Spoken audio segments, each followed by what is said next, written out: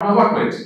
এক মাদ্রাসা গিয়েছি, সেখানে দেখলাম নামাজের পরে লিখছে মাদ্রাসার ছেলেরা পাউরুটি লাল চার মধ্যে চুবায় খাচ্ছে।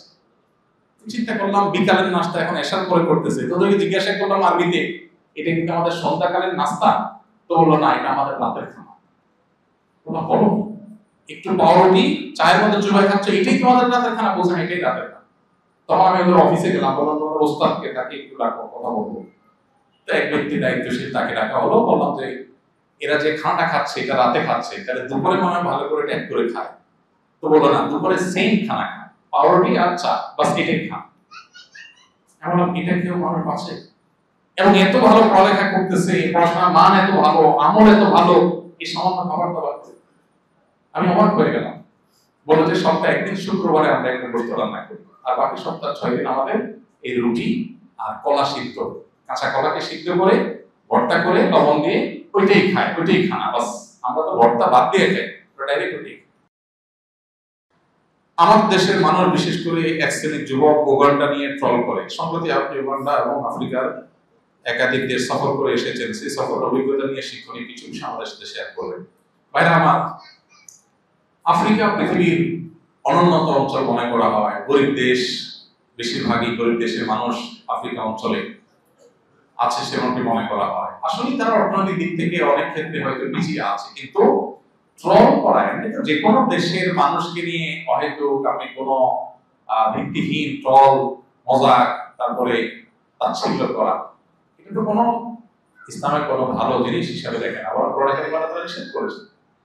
তো উগান্ডা এবং কেনিয়া দুটো দেশে আমাদের যাওয়ার সুযোগ হয়েছে। আমরা সেখানে যেটা দেখেছি যে আফ্রিকার মানুষদের, যদি আমাদের দেখাটাই চূড়ান্ত কিছু না, একটা দেশের মানুষকে জাজ করা অনেক জটিল বিষয়। আমরা যা দেখছি এটাই যে সব তা না, এর বাইরেও আরো চিত্র আছে, ছবি আছে। কিন্তু দীর্ঘ অনেক দিন পর্যন্ত অনেকগুলো এলাকা ঘুরে ফিরে আমাদের কাছে মনে হচ্ছে তারা তুলনামূলকভাবে সহজ সরল, সরকার যা করে স্পষ্ট করে। বিভিন্ন দেশে কৃষ্ণাঙ্গ মানুষদের অনেক উগ্রতা বা তাদের অনেক অপরাধ কর্ম এগুলো হয় অনেক জায়গায়, এবং তাদের বদনাম অনেক জায়গায় আছে। কিন্তু আফ্রিকাতে তাদের যে আসল ঠিকানা, সেখানে গিয়ে আমরা যেটা মনে করেছি বা দেখেছি যে অনেক সহজ সরল মানুষ। আমরা যে উগান্ডা নিয়ে ট্রল করি, সে উগান্ডার রাস্তাঘাট আমাদের দেশের রাস্তাঘাটের চেয়ে বেশি পরিষ্কার আমাদের কাছে মনে হয়েছে। আমরা রাস্তায় গাড়ি হর্নে চলে চলতে পারি না, সেখানে আমরা খেয়াল করছি কেউ গাড়িতে সচরাচর হর্ন দেয় না। আমরা নিজেদেরকে খুব ভদ্র আর স্মার্ট মনে করি। আমরা রাজনীতির নামে, এমনকি ওয়াজ মাহফিলের ধর্মের নামেও পোস্টার 4টার ওয়ালে লাগাই দিই। তাদের ওখানে দেখা গেছে নির্বাচনী পোস্টার, সামনে নির্বাচন, সেগুলো নির্দিষ্ট জায়গায় সাজানো। ঠিক একইভাবে তারা খুব গরিব দরিদ্র, কিন্তু তাদের দেশটা প্রাকৃতিক সম্পদের উপরে দাঁড়িয়ে আছে। পশ্চিমারা সেগুলো লুট করে খাবার জন্য নানাবিধ আয়োজন করছে। কঙ্গোর মতো দেশে আপনারা অনেকেই হয়তো জানেন 65টার মতো এয়ারপোর্ট আছে।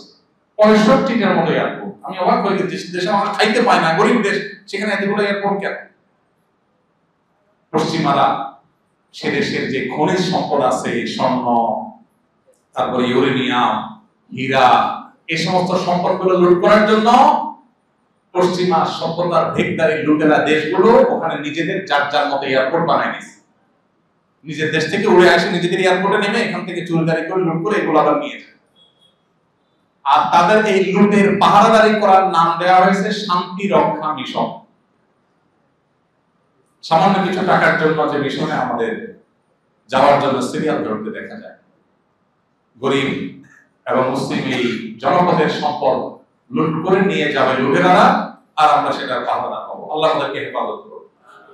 ভাইরা আমার, প্রত্যেকটা দেশে ভালো মতো মানুষ মিলিয়ে থাকে, কিন্তু আমরা যেরকম ট্রল করি, আসলে এরকম ট্রল করার মতো দেশ তাদের না। তাদের মাদ্রাসাগুলোতে পড়াশোনার যে মান, যে কোয়ালিটি, আমার কাছে অবাক লেগেছে।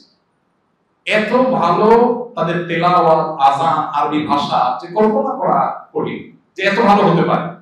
আমি তো অবাক হয়েছি যে কয়টা মাদ্রাসা গিয়েছি, ছাত্ররা, প্রত্যেকটা ছাত্র আরবি একেবারে পরিপূর্ণভাবে বুঝে। বাংলাদেশে কয়টা মাদ্রাসা এটা কথা যায় না যে সব ছাত্ররা আরবি বুঝে। সব ছাত্ররা বলতে আরবির ওই নির্দিষ্ট ক্লাসের যে ছাত্ররা সবাই আরবি বুঝে এক ক্লাসে। আমি অবাক হয়েছি।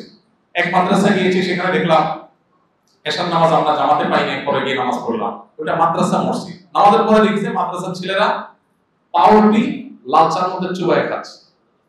চিন্তা করলাম বিকালের নাস্তা এখন এশার পরে করতেছে, তোদেরকে জিজ্ঞাসা করলাম আরবিতে এটা কিন্তু আমাদের সন্ধ্যাকালীন নাস্তা, তো বললো না এটা আমাদের রাতের খানা। বললাম বলো একটু পাউরুটি চায়ের মধ্যে চুবাই খাচ্ছ, এটাই তোমাদের রাতের খানা? বলছেন এটাই রাতের খানা। তখন আমি ওদের অফিসে গেলাম, বললাম তোমাদের ওস্তাদকে তাকে একটু ডাকো, কথা বলবো। তো এক ব্যক্তি দায়িত্বশীল, তাকে ডাকা হলো। বললাম যে এরা যে খানাটা খাচ্ছে এটা রাতে খাচ্ছে, তাহলে দুপুরে মনে হয় ভালো করে ট্যাগ করে খায়। তো বললো না, দুপুরে সেম খানা খায়, পাউরুটি আর চা, বাস এটাই খান। এমন এটা কেউ মানুষ আছে? এবং এত ভালো পড়ালেখা করতেছে, পড়াশোনার মান এত ভালো, আমল এত ভালো, এই সামান্য খাবার দাবার। আমি অবাক হয়ে গেলাম। বলে যে সপ্তাহে একদিন শুক্রবারে আমরা একটা গোস্ত রান্না করি, আর বাকি সপ্তাহ 6 দিন আমাদের এই রুটি আর কলা সিদ্ধ, কাঁচা কলাকে সিদ্ধ করে ভর্তা করে লবণ দিয়ে ওইটাই খায়, ওইটাই খানা। বাস আমরা তো ভর্তা বাদ দিয়ে খাই, ডাইরেক্ট ওইটাই। সব জায়গা অনেকগুলো মাদ্রাসাতে এরকম চিত্র আমরা দেখেছি। যারা অবস্থা সম্পন্ন তারা তো ভালো থাকে, এত দারিদ্রের পরেও তারা দিনের উপরে ইমানের উপরে অবিচল। আমাদের চাইতে যারা মুসলমান তারা আমাদের মুসলমানদের চাইতে ভালো মুসলমান হওয়ার চেষ্টা করে। যারা প্র্যাকটিসিং মুসলমান তারা খুবই সিরিয়াস প্র্যাকটিসিং মুসলমান। আল্লাহ রাব্বুল আলামিন তাদের যে খনিজ সম্পদগুলো আছে এগুলো লুটেরাদের হাত থেকে হেফাজত করুন। তাদের এই মাটিকে আল্লাহ তাআলা কোরআনের জন্য, হাদিসের জন্য, ইসলামের জন্য কবুল করুন এবং তাদের অভাব অনটন দূর করে দিন। আল্লাহ আমাদের প্রিয় মাতৃভূমিটাকেও দ্বীনের জন্য, ঈমানের জন্য কবুল করে নিন। আমাদের প্রিয় মাতৃভূমিটা আল্লাহ তাআলা বরকত দিয়ে পরিপূর্ণ করুন।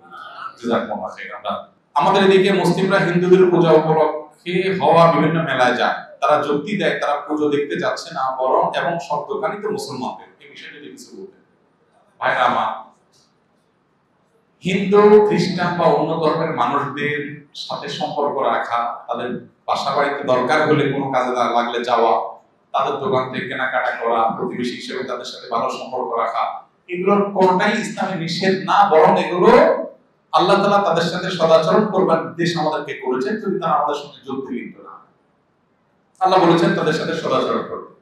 লা ইয়ানহাকুমুল্লাহু আনিল্লাযিনা লাম ইউকাতিলুকুম ফিদ-দীন ওয়া লাম ইউখরিজুকুম মিন দিয়ারিকুম আন তাবাররুহুম ওয়া তুকসিতু ইলাইহিম ইন্নাল্লাহা ইউহিব্বুল মুহসিনিন। অতএব আমরা তাদের সাথে সদাচরণ করব, কিন্তু এর মানে এই না যে তাদের পূজা বা পুজো উপলক্ষে যে মেলা হয় সেখানে আমরা যাব, সেটা আমরা যাব না। কেন? কারণ আপনি বিশ্বাস করেন আল্লাহর জমিনের সবচেয়ে বড় অপরাধ, আল্লাহ সবচেয়ে অসন্তুষ্ট হয় যে অপরাধে, সেটার নাম হলো আল্লাহর সঙ্গে শিরক করা। তো যেই অনুষ্ঠানে শিরক হচ্ছে বা শিরককে কেন্দ্র করে যে অনুষ্ঠান হচ্ছে সেখানে যাওয়া মানে সেই দল ভারী করা। আব্দুল্লাহ মাসউদ রাদিয়াল্লাহু তাআলা বলেছেন, মান কাসসারা সাওয়াদা কওমিন ফাহুয়া মিনহুম। যে ব্যক্তি কোন সম্প্রদায়ের, কোন ধর্মের মানুষের মধ্যে গিয়ে তাদের দল ভারী করে, সে তাদের দলের হয়ে যায়।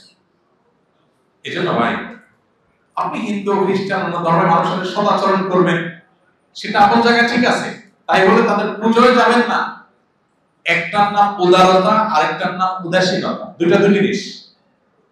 অন্য ধর্মের মানুষের প্রতি উদার হবেন, তাই বলে নিজের ধর্মের ব্যাপারে উদাসীন। আপনার জন্ম নিয়ে যদি কেউ প্রশ্ন তোলে, আপনার বাবার, আপনার মায়ের চরিত্র নিয়ে যদি কেউ প্রশ্ন তোলে, আইন হয়তো নিজের হাতে আপনি তুলে নেবেন না, তাকে তার মতো চলতে দিবেন, আপনি তার গায়ে হাত তুলবেন না, কিন্তু তাই বলে তার সাথে আপনি দোস্তি পাঠাতে পারেন। অথবা সে ওই আপনার মায়ের চরিত্র হনন করে কোনো কিছু করছে, সেই অনুষ্ঠানে আপনি কখনো যেতে পারেন না যদি আপনি সুসন্তান হন। কি বলেন?